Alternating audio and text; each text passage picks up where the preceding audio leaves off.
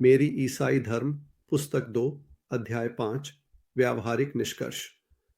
पूर्ण समर्पण और अपमान मसीह द्वारा सहन किए गए। पूर्ण क्योंकि वह ईश्वर थे, समर्पण और अपमान क्योंकि वह मनुष्य थे। अब ईसाई विश्वास यह है कि अगर हम किसी तरह मसीह की विनम्रता और दुखों में भाग लेते हैं तो हम उनकी मृत्यु पर विजय में भी भाग लेंगे, और जब हम मर जाएंगे तो एक नया जीवन पाएंगे और उसमें पूर्ण और पूरी तरह से खुश प्राणी बन जाएंगे। इसका मतलब है कि यह केवल उनके शिक्षाओं का पालन करने की कोशिश करने से कहीं अधिक है। लोग अक्सर पूछते हैं कि विकास में अगला कदम जो मनुष्य से परे कुछ है कब होगा, लेकिन ईसाई दृष्टिकोण में यह पहले ही हो चुका है। मसीह में एक नए प्रकार का मनुष्य प्रकट हुआ और वह नया प्रकार का जीवन जो उनके अंदर शुरू हुआ, हमें इसमें डाला जाना है। यह कैसे किया जाएगा? अब कृपया याद रखें कि हमने पुराने सामान्य प्रकार के जीवन को कैसे प्राप्त किया। हमने इसे दूसरों से, अपने पिता और माता और सभी पूर्वजों से बिना अपनी सहमति के और एक बहुत ही अजीब प्रक्रिया के माध्यम से प्राप्त किया, जिसमें आनंद, दर्द और खतरा शामिल है। एक प्रक्रिया जिसका आप कभी अनुमान नहीं लगा पाएंगे। हम में से अधिकांश अपने बचपन के कई साल इसको समझने की कोशिश में बिताते हैं, और कुछ बच्चे जब उन्हें पहली बार बताया जाता है तो वे इसे विश्वास नहीं करते, और मुझे यकीन नहीं है कि मैं उन्हें दोषी ठहराता हूं, क्योंकि यह बहुत अजीब है। अब जिस ईश्वर ने उस प्रक्रिया को व्यवस्थित किया वह वही ईश्वर है जो यह निर्धारित करता है कि नए प्रकार का जीवन, मसीह जीवन, कैसे फैलाया जाएगा। हमें इसके अजीब होने के लिए भी तैयार रहना चाहिए। जब उन्होंने सेक्स का आविष्कार किया तो उन्होंने हमसे परामर्श नहीं किया। उन्होंने जब इसे आविष्कार किया तब भी उन्होंने हमसे परामर्श नहीं किया। 3 चीजें हैं जो मसीह के जीवन को हमारे पास फैलाती हैं: बपतिस्मा, विश्वास और वह रहस्यमय क्रिया जिसे विभिन्न ईसाई अलग अलग नामों से बुलाते हैं: पवित्र सामूहिक मास, प्रभु का भोज। कम से कम ये 3 सामान्य तरीके हैं। मैं ये नहीं कह रहा हूं कि ऐसे विशेष मामले नहीं हो सकते जहां यह एक या एक से अधिक के बिना फैलता है। मेरे पास विशेष मामलों में जाने का समय नहीं है और मुझे पर्याप्त जानकारी नहीं है। अगर आप कुछ ही मिनटों में किसी आदमी को यह बताने की कोशिश कर रहे हैं कि एडिनबर्ग कैसे पहुंचना है, तो आप उसे ट्रेन के बारे में बताएंगे। यह सच है, वह वहां नाव या विमान से पहुंच सकता है, लेकिन आप शायद इसे नहीं लाएंगे। और मैं ये नहीं कह रहा हूं कि इनमें से कौन सी 3 चीजें सबसे आवश्यक है। मेरे मेथोडिस्ट मित्र चाहेंगे कि मैं विश्वास के बारे में और अधिक कहूं और बाकी 2 के बारे में कम, लेकिन मैं उस पर नहीं जा रहा हूं। जो कोई भी आपको ईसाई सिद्धांत सिखाने का दावा करता है वह वास्तव में आपको तीनों का उपयोग करने के लिए कहेगा, और यह हमारे वर्तमान उद्देश्य के लिए पर्याप्त है। मैं खुद यह नहीं देख सकता कि ये चीजें नए प्रकार के जीवन के लिए संवाहक क्यों होनी चाहिए, लेकिन फिर अगर किसी को पता नहीं होता तो मैं कभी भी किसी विशेष शारीरिक सुख और दुनिया में एक नए मानव के प्रकट होने के बीच कोई संबंध नहीं देख पाता। हमें वास्तविकता को जैसे वह हमारे पास आती है वैसे ही स्वीकार करना होगा। इस बारे में कोई अच्छा बकवास नहीं है कि यह कैसा होना चाहिए या हमें इसकी उम्मीद कैसे करनी चाहिए थी।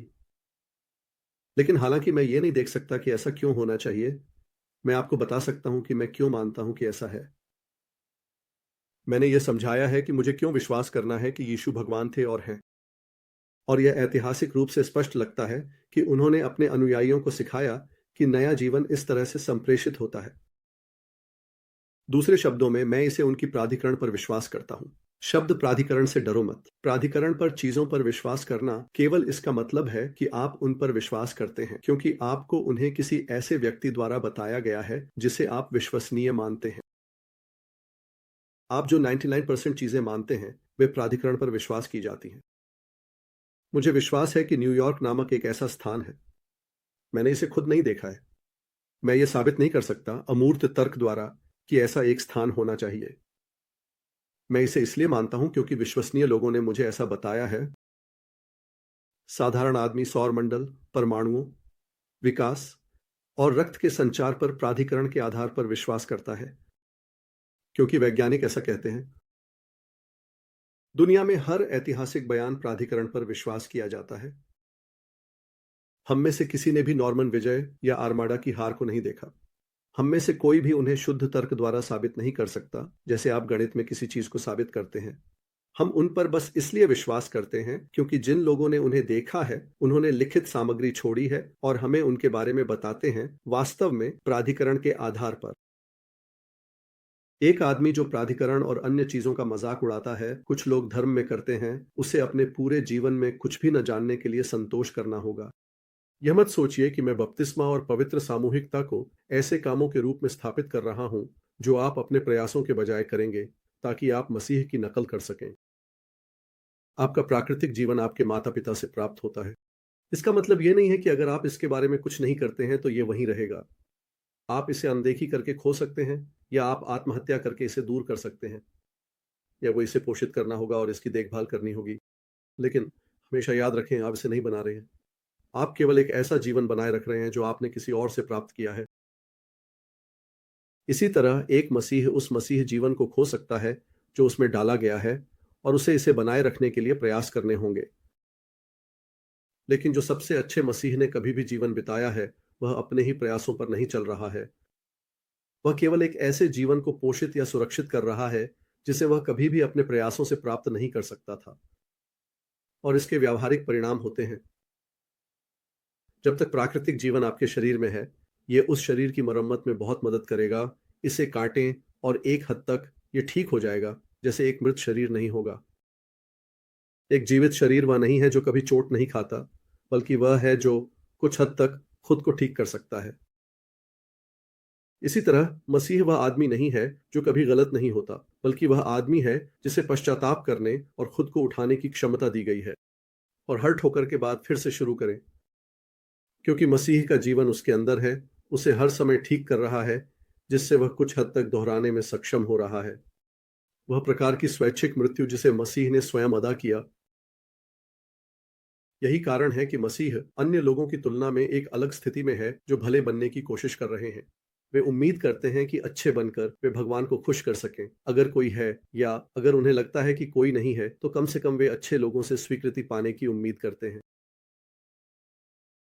लेकिन मसीह सोचता है कि जो भी अच्छा वह करता है, वह उसके अंदर के मसीह जीवन से आता है। वह नहीं सोचता कि भगवान हमें इसलिए प्यार करेगा क्योंकि हम अच्छे हैं, बल्कि वह सोचता है कि भगवान हमें अच्छा बनाएगा क्योंकि वह हमें प्यार करता है। जैसे एक ग्रीन हाउस की छत सूरज को आकर्षित नहीं करती क्योंकि यह चमकीली होती है, बल्कि यह इसलिए चमकीली होती है क्योंकि सूरज उस पर चमकता है। और मुझे यह स्पष्ट कर देना चाहिए कि जब मसीह कहते हैं कि मसीह का जीवन उनमें है, तो उनका मतलब केवल कुछ मानसिक या नैतिक नहीं है।